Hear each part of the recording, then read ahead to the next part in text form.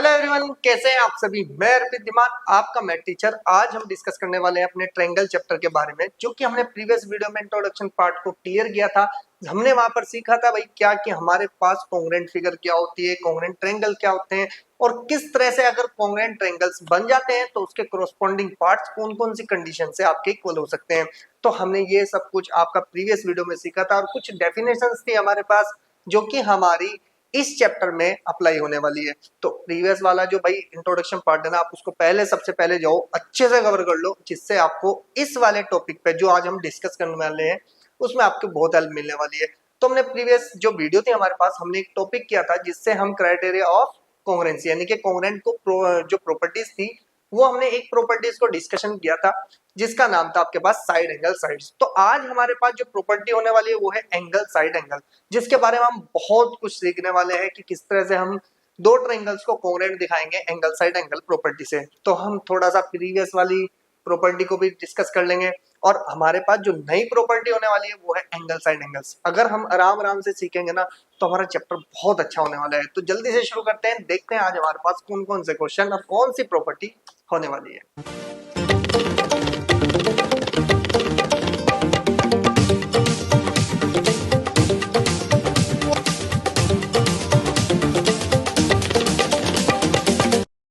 देखते हैं हमारे पास प्रीवियस वाली जो प्रॉपर्टी थी यानी कि साइड एंगल साइड क्या कहती है। भाई आपको थोड़ा सा अच्छे से डिस्कशन करना है। देखो प्रीवियस में मैंने आपको बिल्कुल क्लियरली समझाया है, लेकिन मैं इस वीडियो में इसलिए लेके चल रहा हूँ कि भाई अगर आप अच्छे से कवर करोगे तो मैं आपको दोबारा से समझाऊंगा तो आपको और अच्छे से कवर हो जाएगी आपकी प्रॉपर्टी। और ध्यान रखना है कि प्रॉपर्टी को भूलना नहीं है, हमें ये याद रहना चाहिए कि साइड एंगल साइड प्रॉपर्टी होती है कॉन्ग्रुएंसी को प्रूफ करने के लिए। पहली प्रॉपर्टी हमने ये पढ़ी, तो इसी को डिस्कस कर लेते हैं। देखो जी, हमारे पास साइड एंगल साइड का मतलब होता है एस ए एस, यानी कि पहले साइड फिर एंगल और फिर साइड। हमें कॉन्ग्रुएंसी में ऐसे ही लिखना है इसको, पहले पहले कौन सी साइड इक्वल हुई, फिर एंगल और फिर साइड। तो इसका मतलब जैसी प्रॉपर्टी इसी तरह से हमें उसको क्या करना है, रिप्रेजेंट करना है। अब ध्यान से सुनो, डेफिनेशन क्या है यानी कि स्टेटमेंट क्या है कि two triangles are congruent if two sides and the included angle of one triangles। ठीक है ना, पहले वाले उसमें कहा कि जो दो साइड है उनके बीच से जो इंक्लूड यानी कि उन दोनों से जो इंक्लूड होके क्या बन रहा है, एंगल बन रहा है, उसकी बात करी जा रही है। Are equal to the corresponding sides and the included angle of the other triangles। यानी कि इसी तरह से अगर दूसरे में भी यही प्रॉपर्टी बन जाए तो दोनों ही ट्रायंगल आपस में इक्वल हो सकते हैं। जैसे मैं नॉर्मली बात कर लूं, ये मेरे पास ए बी और सी, ये मेरे पास एक ट्रायंगल है पी क्यू और आपका आर। अब ध्यान से सुनो, सपोज करो बीसी जो है क्यू आर के इक्वल है, और आपके पास पी क्यू आपकी किसके इक्वल है, ए बी के।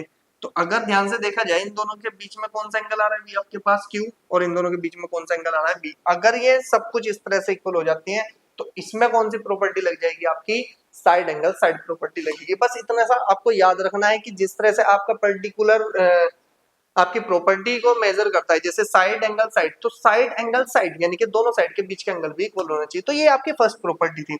आज हमारे पास जो डिस्कस करनी है, जो अच्छे से करनी है, क्योंकि पिछली भी जो हमारी वीडियो है उसमें हमने एसएफ को पूरा कंफर्म किया था कि भाई ये इस तरह से अप्लाई होने वाली है।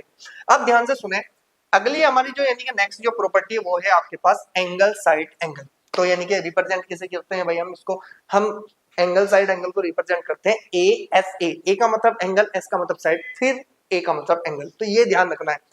अब उसने कहा कि कॉन्ग्रुएंसी आपको अगर एंगल एंगल की सॉरी एंगल साइड एंगल से करनी है तो कैसे करते हैं, ध्यान से सुनो। उसने कहा कि टू ट्रायंगल्स आर कॉन्ग्रुएंट, यानी कि दो ट्रायंगल्स आपके कॉन्ग्रुएंट हैं if two angles and the included side of one triangle, यानी कि दो एंगल्स के बराबर वाली जो साइड इंक्लूड हो रही है उसकी बात करी जा रही है वन ट्रायंगल्स की, are equal to the corresponding two angles and the included side of other triangles. यानी कि उसने कहा कि इसी तरह से सेम टू सेम आपकी दूसरी ट्रायंगल में भी अप्लाई होना चाहिए। जैसे अगर हम बात करें, मेरे पास एक ट्रायंगल है, ये आपके पास ए है, बी है और ये सी है, और हम एक बना ले ट्रायंगल, कौन सा आपके पास, इसका नाम दे दे पी क्यू, और ये हो गई मेरे पास आर। अब ध्यान से सुनना, दिमाग लगाओ बस थोड़ा सा। हमने कहा कि एंगल जो बी है वो एंगल पी के इक्वल है, कहीं पर भी हो सकता है।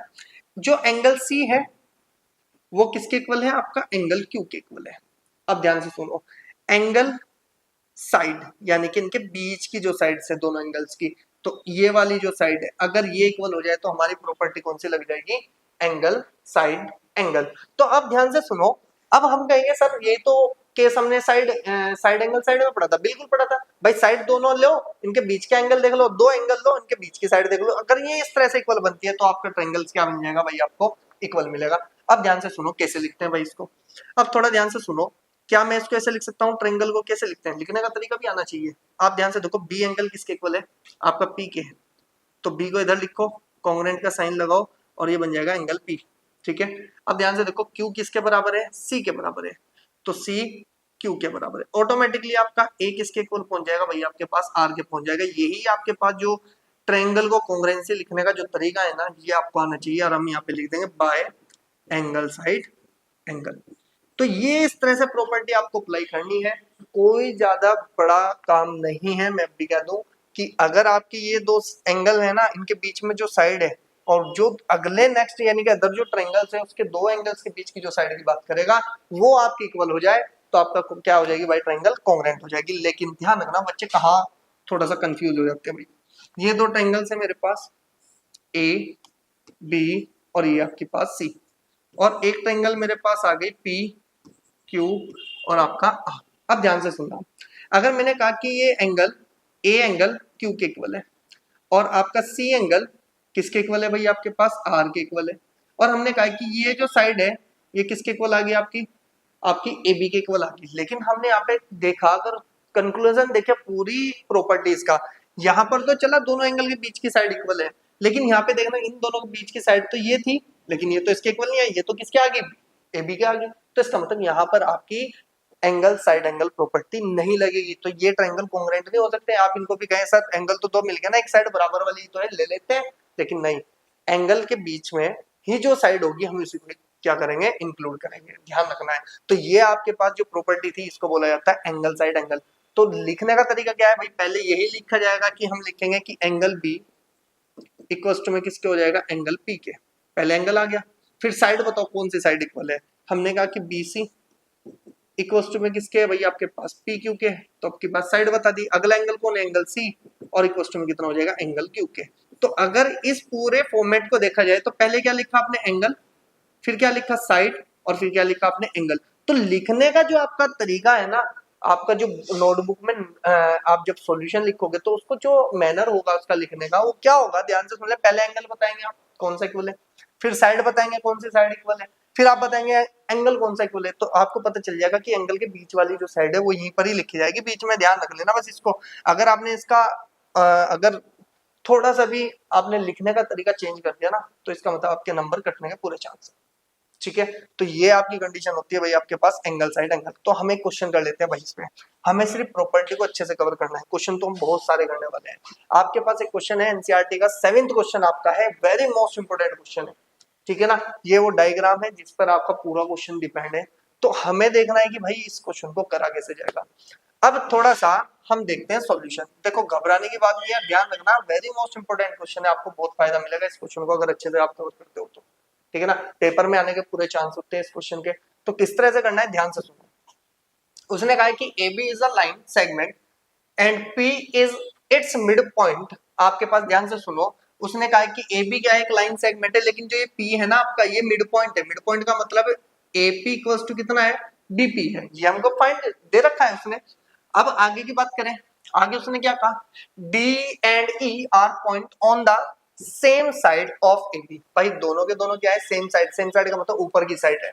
अब ध्यान से सुनो आगे, आगे उसने कहा कि A B such that angle, angle कौन सा भाई आपके पास, बी ए डी, तो यानी कि बी कहां पर है, बी बी ए और डी, यानी कि ये वाला एंगल जो है ये एंगल किसके इक्वल है, आपका ई बी ए के इक्वल है, ए या कह सकते हैं ए बी ए, बात वही है। तो ये दोनों आपस में इक्वल है, and E P A, E P A यानी कि ये वाला एंगल, और किसके होगा, डी पी बी के इक्वल होगा।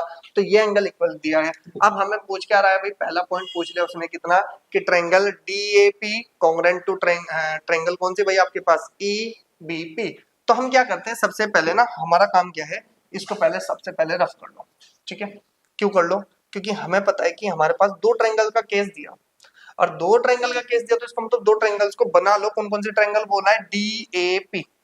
तो पहले DAP की बात कर ली जाए। DAP कहाँ है भाई आपके पास? ये रहा DAP। तो मैं इसको डार्क कर रहा हूं, देखो ब्लैक से हमने इसको क्या किया, ठीक है जी। ये हमारे पास आ गया ट्रायंगल जोन सा वो बोल रहा था। नेक्स्ट ट्रायंगल क्या बोल रहा है भाई आपके पास? उसने बोला EBP। तो हम ये दूसरे कलर से ले लेते हैं, EBP। ये रहा जी आपके पास E और B, और ये बन जाएगा P। तो इसका मतलब ये जो ट्रायंगल आपके पास है इसकी बात कर रहा है। एक ब्लैक वाली आ गई, एक आपके पास पिंक कलर की आ गई। तो दोनों ही ट्रायंगल अलग अलग हैं, तो दोनों की प्रॉपर्टी भी अलग अलग ही होगी। अब थोड़ा ध्यान से सुनो, अगर मैं इस पिंक वाले ट्रायंगल की बात करता हूँ तो ये एंगल तो हाफ है। अभी मैं कह सकता हूँ कि ये एंगल तो पूरा नहीं है। मुझे ये एंगल इसको पूरा बनाने के लिए तो इसका मतलब ये वाला एंगल इसमें प्लस करूंगा, जब ये पूरा ट्रायंगल का एंगल बनेगा EPB। तो ये पूरा एंगल बनाने के लिए मुझे इसको ऐड करना पड़ेगा। ऐसे ही मैं ब्लैक में देखूं तो APD एंगल में भी ये क्या है भाई आपके पास? ये जो है कितना बचा हुआ है आपके पास? कुछ गैप है। तो इसको पूरा करने के लिए हमें इसमें जोड़ना पड़ेगा। तो हम यहाँ से क्या लिखेंगे? ध्यान से सुन लो मेरी बात। अब हम यहाँ लिखेंगे कि बी है, अभी हम ट्रायंगल में नहीं चल रहे, जो चीज गिवन है पहले उसको पकड़ लो। गिवन है हमारे पास एंगल EPA इक्वल्स टू में एंगल DPB, ठीक है ना। क्या चीज है हमारे पास? ये तो भाई गिवन है, गिवन दिया है। अब ध्यान से सुनो, EPA EPA कहां पर है भाई आपके पास? EPA ये वाला एंगल है। तो इसको मैं अगर मैं दोनों साइड ये प्लस कर दूं, कौन से वाला एंगल जो बीच में बैठा है ये वाला, ध्यान से देखो जोन से को मैंने मार्क किया अभी, ये वाला एंगल कौन सा है? EPD। तो हम यहां लिखेंगे कि एडिंग एंगल कौन से वाला है भाई आपके पास? EPB बोथ साइड्स, ठीक है जी। अगर मैं इसमें ऐड करूंगा तो ये बन जाएगा EPA प्लस के एंगल EPB इक्वल्स टू में एंगल DPB प्लस के EPB, ठीक है। अगर इस पूरे एंगल की बात करी जाए तो देखो EPA अगर इसमें मैं ये ऐड कर दूं तो ये बन जाएगा APD एंगल। कितना बनेगा भाई आपके पास? APD angle. और अगर इस वाले में अगर मैं ये एंगल कर दूं तो कितना हो जाएगा भाई आपके पास? BPE angle, angle BPE angle. तो ये हमें जरूरत पड़ने वाली है भाई, और तो हम इसको लिख लेंगे इक्वेशन नंबर 1। क्या लिखेंगे भाई इसको? इक्वेशन नंबर 1 मान लेंगे, क्योंकि मुझे इसकी हेल्प लेनी पड़ेगी। इसकी हेल्प के बिना हम कॉन्ग्रुएंसी नहीं प्रूव कर पाएंगे। तो अब ध्यान से सुनो भाई मेरे पास, अब लिखते हैं हमारे पास क्या कि इन ट्रायंगल, कौन कौन से ट्रायंगल की बात कर रहा था? DAP एंड ट्रायंगल EBP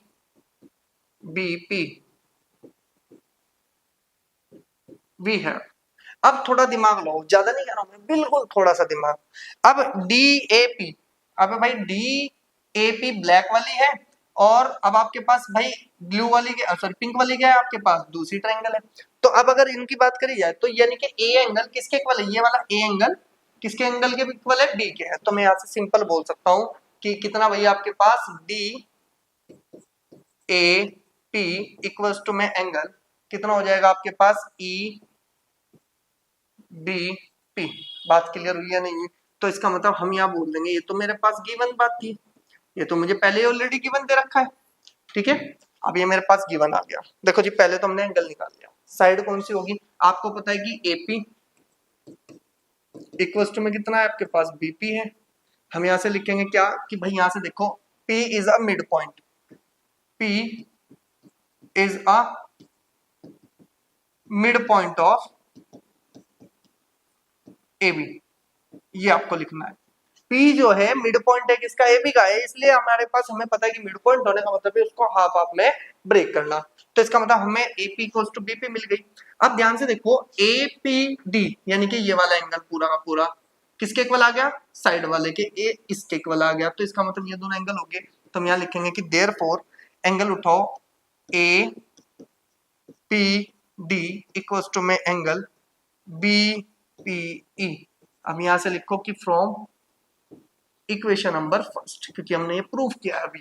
तो इसका मतलब क्या हो जाएगा, ध्यान से देखो, अगर मैं थोड़ा सा और आपको बताऊं तो ये कितना बना भैया आपके पास एंगल, ये क्या मिली मुझको साइड, ये क्या मिला मुझको फिर दोबारा से एंगल मिला। तो मेरे पास कौन सी प्रॉपर्टी लगी, एंगल साइड एंगल। तो मैं यहां से लिखूंगा कि देयरफॉर ट्रायंगल कौन कौन से लिए थे मैंने, D A P congruent to triangle, कौन से भैया आपके पास, ई बी पी। तो ये तो भाई ट्रायंगल क्या होंगे आपस में, कॉन्ग्रुएंट हो गए। ठीक है जी, अगर ये दोनों कॉन्ग्रुएंट हुए तो हम यहां से लिखेंगे कि bye angle side angle property. Clear होगी बात। अब उसने कहा कि हमें ये बताना है नेक्स्ट में कि AD इक्वल्स टू बी है। अब AD कहाँ है भाई, ये रही, और AD किसके इक्वल आ गई भाई आपके पास, BE के इक्वल आई। तो हम यहां से लिखेंगे कि नाउ, यानी कि second part, now AD equals to में कितना हो जाएगा आपके पास EB, यहाँ पे लिख देंगे बाय CP CT। क्यों, क्योंकि भाई जिस टाइम आपकी ट्रायंगल क्या हो जाए, कॉन्ग्रुएंट प्रूफ हो जाए, तो इसका मतलब सारे जो कोरोस्पोंडिंग पार्ट्स होते हैं वो CP/CT से इक्वल हो जाते हैं। तो इसका मतलब हमने क्या किया, सबसे पहली बात ध्यान से सुन लो, हमने सिर्फ एंगल की बात करी। मैं थोड़ा सा अब इसको रफ करके आपको थोड़ा सा और इसको डिस्कस कर लेते हैं भाई, ठीक है ना। अब ध्यान से देखो, मेरे पास क्या है भाई आपके पास,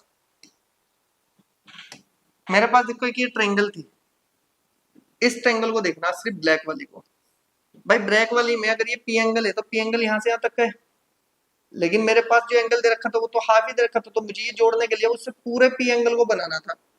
जब इस पी एंगल को बनाएंगे तो इसका मतलब ये वाला पार्ट जोड़ना पड़ेगा, छोटा सा पार्ट, ये पार्ट कौन था, ई पी डी, कितना था, ईपीडी। तो दोनों साइड हमने इसलिए प्लस किया। अगर कल को ये कह दें कि भाई दूसरी ट्रायंगल की बात करी जाए, दूसरी ट्रायंगल क्या कहती है आपके पास, ये वाली जो ब्लैक से चली, अब ब्लैक से जब चली तो उसने कहा कि ये पूरा एंगल पी है, अगर ये देखा जाए तो इसमें भी हाफ है, तो इसमें भी तो ये जुड़ेगा इतना वाला पार्ट, तो ये दोनों सेम पार्ट ही जुड़े दोनों ट्रायंगल एंगल में। तो जब ये एंगल में सेम जुड़ेंगे तो इसका मतलब कोई फर्क उसमें नहीं पड़ेगा, तो दोनों बन जाएंगे एंगल। हमने यहाँ पर यही बात लिखी बस। अब फिर हमने क्या किया कि ये देखो ध्यान से सुनो, ये एंगल ध्यान से देखना, ये वाला एंगल इस एंगल के इक्वल, आपको पता है पी तो क्या था, मिड पॉइंट था, यानी कि ये साइड इस साइड के इक्वल थी, तो हमने कहा AP इक्वल्स टू BP हो गया।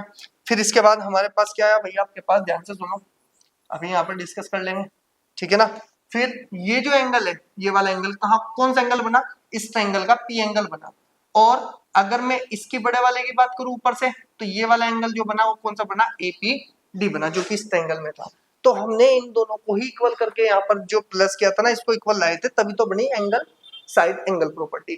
तो ये जो क्वेश्चन है ना, बहुत इंटरेस्टिंग क्वेश्चन है, और आपको ध्यान रखना है कि ये जो क्वेश्चन है आपको पेपर में मिलने के पूरे चांस है। फटाफट से स्क्रीनशॉट ले लो और ध्यान से सुनना। अगर ये क्वेश्चन आपकी बाई चांस समझ में नहीं आता, मैं आपको, मुझे पता है कि आपकी कंडीशन क्या है, सपोज करो कि आप नहीं सीख पाए, आप इस वीडियो को दोबारा देखें।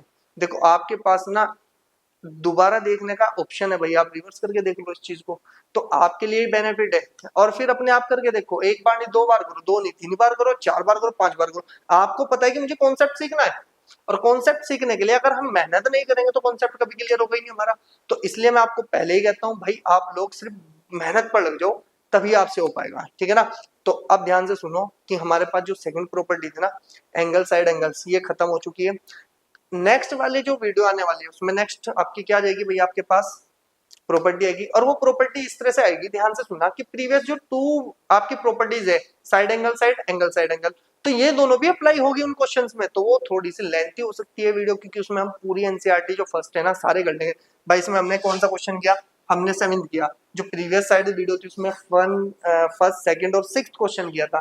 तो ध्यान रखना, हम एनसीईआरटी को इस बार प्रॉपर्टी बेस ही लेके चल रहे हैं, ठीक है ना। तो चलो, आप इस जो प्रॉपर्टी हमारे पास, इससे जितने भी पिछले प्रॉपर्टी और इस प्रॉपर्टी से जितने भी क्वेश्चन है, आप लग जाओ बस मेहनत पे, RD शर्मा उठा के या RS अग्रवाल उठा के, जितने भी जहां से क्वेश्चन मिले भाई इनको सोल्व करना शुरू करो। मिलेंगे नेक्स्ट वीडियो में नई प्रॉपर्टी के साथ, तब तक आप इन प्रॉपर्टी को कर लीजिए बहुत अच्छे से कंप्लीट।